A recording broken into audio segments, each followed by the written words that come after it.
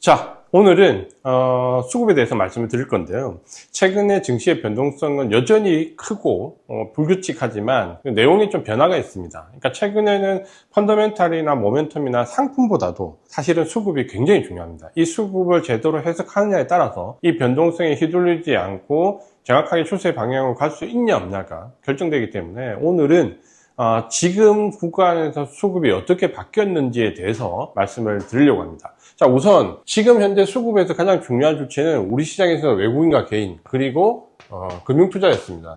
사실 지금까지 시장의 상승의 주체는 개인과 금융투자였죠. 그리고 변동성의 주체는 개인이었습니다. 그러니까 어떻게 보면 개인이 북치고 장구치고를 다 했던 증시였고 지수를 끌어왔는데 7월달 들어오면서 뭔가 수급의 변화가 야기되면서 똑같이 변동성은 크지만 원인이 달라요. 그러니까 이거를 이해를 해야 됩니다. 그러니까 우리가 6월달에 경험했던 변동성과 지금 7월달의 경험, 지금 현재 구간에서 경험하고 있는 변동성은 완전히 질적으로 다릅니다. 그래서 이거를 꼭 잘 구분하시라고 오늘은 말씀드리려고 합니다. 수급의 주체에서 외국인들은 그동안 패시브 자금이 계속해서 매도를 했습니다. 그렇죠? 이거를 개인이 매수를 했고 이거를 금융투자에서 ETF가 매수를 했습니다.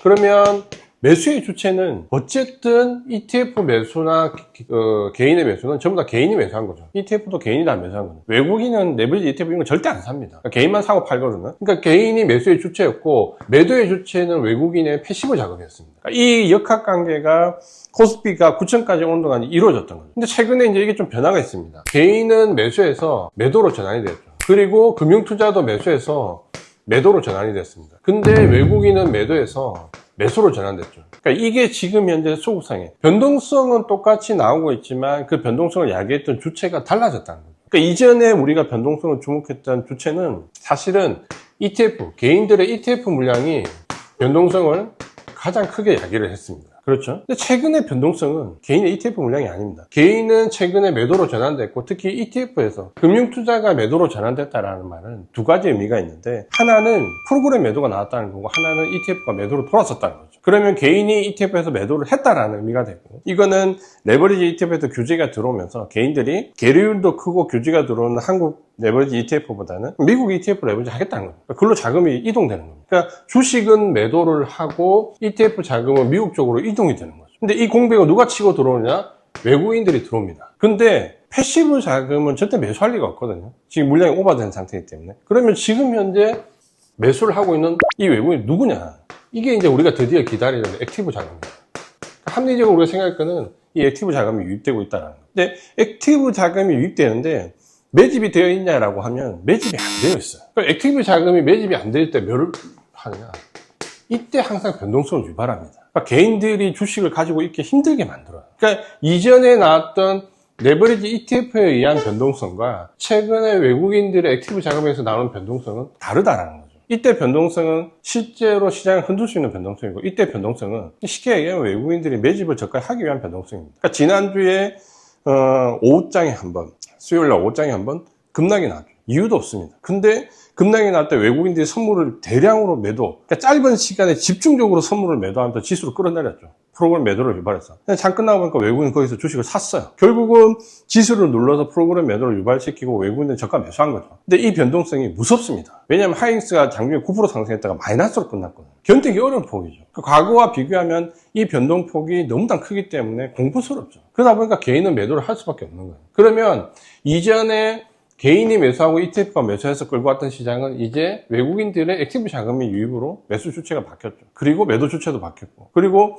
변동성의 원인도 바뀌었습니다. 이전의 변동성의 원인은 개인의 급격한 매수세와 ETF 유입이라고 하면 레버리지 ETF 때문이라고 하면 지금은 외국인들의 뭘로 유발된다? 선물 매도로 유발됩니다. 그래서 지금 시장에서 우리가 수급을 잘 봐야 될 거는 외국인들의 주식입니다. 그러니까 장중에 외국인들이 선물을 대량으로 매수해서 지수를 급박하게 끌어내리더라도 외국인들이 주식을 매수한다라고 하면 흔들리면 안 됩니다. 그러니까 지금 변동성은 흔히 과거 우리가 많이 겪어봤던 이전의 장, 지금 상승장이 아니라 예전의 사이클에서 나왔던 외국인들이 선물을 흔들어서 지수를 빼고 프로그램 매도를 유발해서 그 나오는 매도 물량을 저가에 받아가는 전형적인 액티브 자금이 유입되는 수급이거든요. 그러니까 이걸 이해한다면 지금 나오는 변동성은 겁내기보다는 외국인들이 자금이 어디로 유입되는지를 잘 살펴야 됩니다.